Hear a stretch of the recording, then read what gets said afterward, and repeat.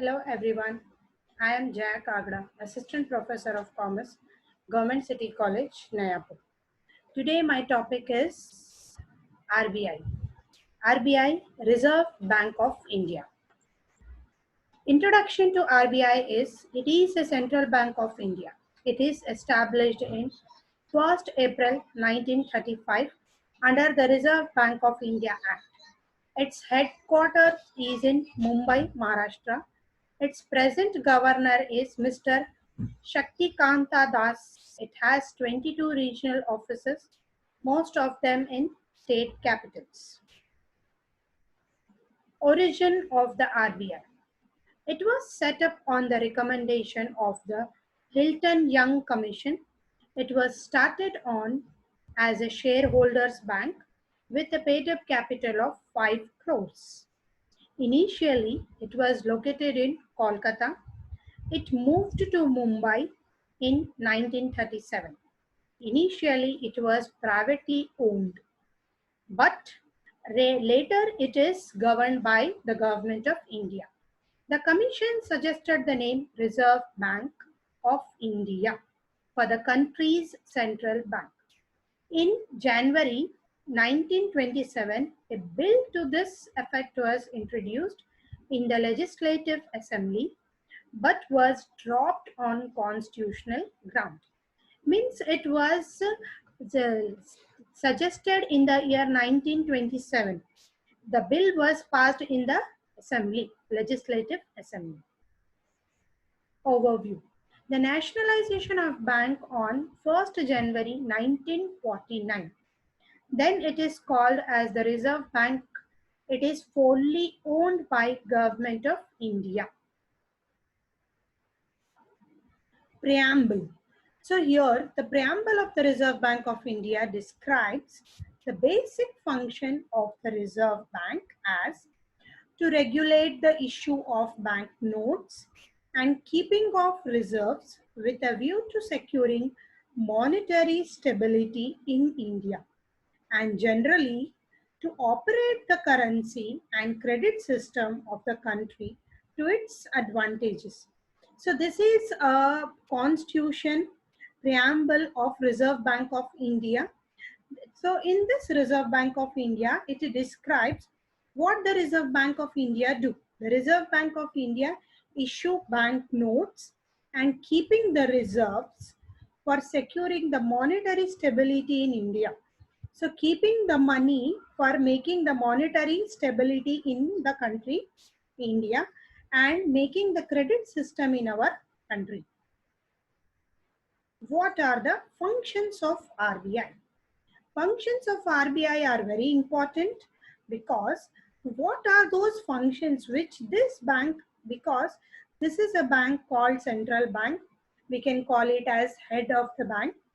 The issue of currency notes, first thing is what the Reserve Bank of India is doing.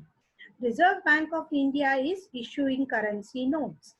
Second thing is serving as a banker to the government, acting as a banker, bank and supervisor.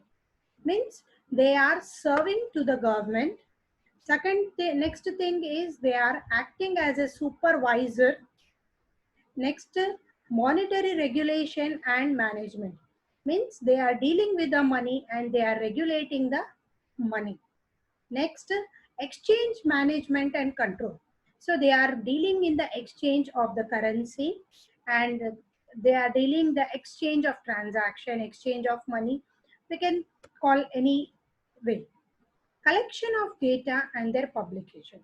So the Reserve Bank of India is also doing one of the function called collection of data. Next thing is agriculture finance. So Reserve Bank of India is helping the agricultural sector also by providing them finance in the form of long-term loans or medium-term loans. Next is industrial finance. RBI is also providing a loan to the industrial sector by giving the short-term or long-term loans or the medium-term loans. Export finance. When the country is dealing in the export, so RBI also play a very important role by providing the export finance. Miscellaneous activity is nothing but the development of the country. So it is the RBI who is developing in the country.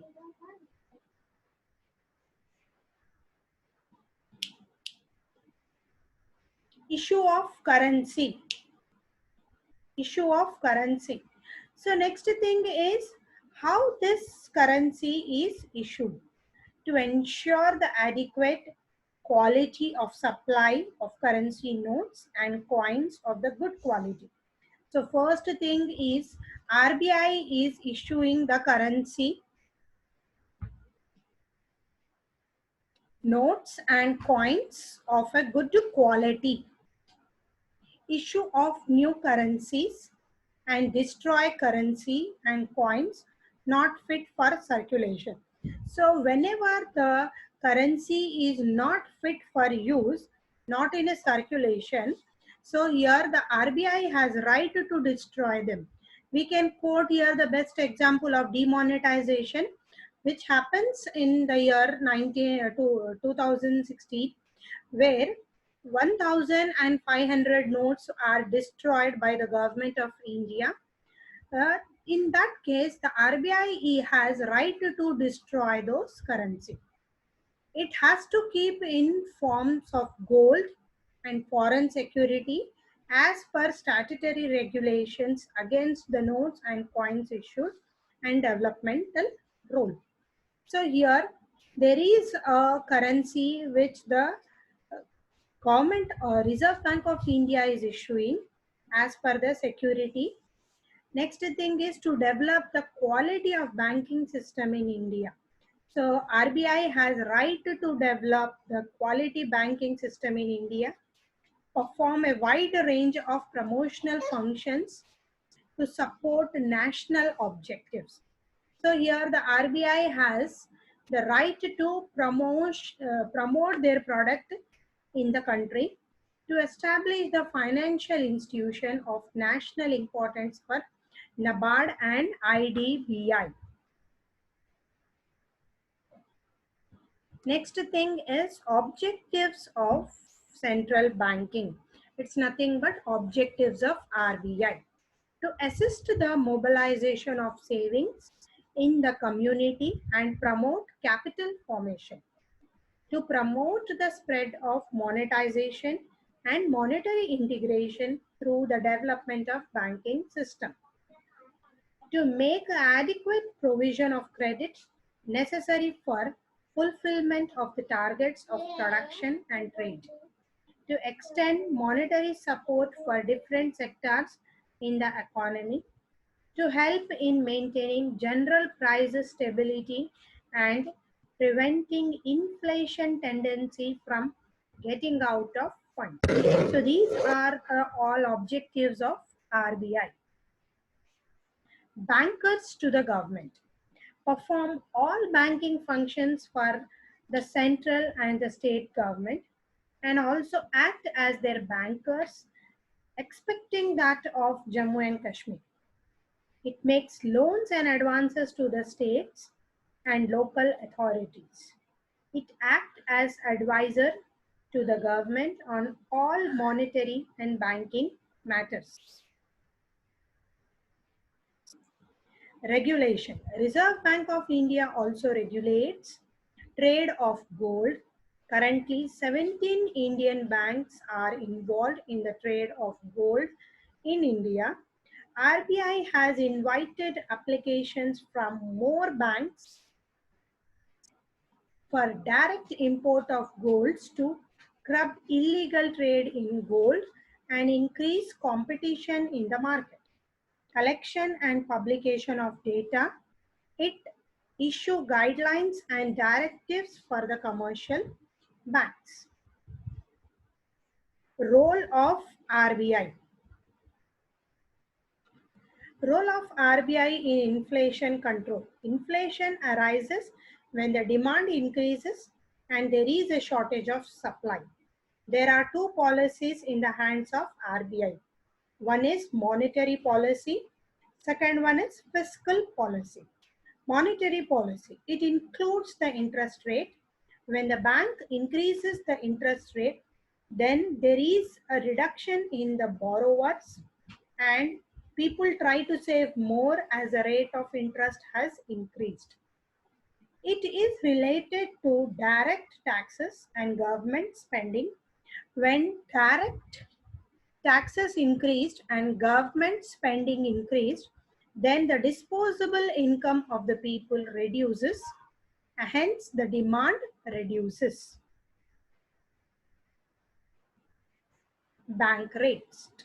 It's the interest rate that is charged by a country's central bank and loans and advances to control money supply in the economy and the banking sector. This is typically done on a quarterly basis to control inflation and stabilize the country's exchange rates. A fluctuation in bank rates triggers the ripple effect as it impacts every sector of a country's economy. Change in bank rates affects customers as it's influence the prime interest rate for personal loans. Present bank rate is 8%. Repo rate. Whenever the bank have any shortage of fund, they can borrow it from central bank. The repo rate is a rate at which our banks borrow currency from central bank. A reduction in the repo rate will help bank to get money at a cheap rate. When a repo rate increases, borrowing from central bank becomes more expensive. In order to increase the liquidity in the market, the central bank does it. The present repo rate is 4%. Reserve repo rate. It's the rate at which the bank park surplus fund with reserve bank, while the repo rate is the rate at which banks borrow from central bank. It is mostly done when there is a surplus liquidity in the market by central bank. The present reserve repo rate is 3.35%. Cash reserve ratio and statutory liquidity ratio. Cash reserve ratio is the amount of cash, liquid cash like gold, that the bank have to keep with RBI. This ratio is basically to secure solvency of the bank and to drain out the excessive money from the banks. The present cash reserve ratio rate is 3%. It is the amount the commercial bank need to maintain in the form of cash or gold or government approved security bonds before providing credit to its customer. Statutory liquidity ratio rate is determined and maintained by Reserve Bank of India in order to control the expansion of bank credit. The present statutory liquidity ratio rate is 18%. Clearing house function. RBI operates clearing houses to settle the banking transaction. The RBI manages 14 major clearing houses of the country situated in different major cities. The State Bank of India and its associates look after clearing house function in other part of country as an agent of RBI. Thank you so much.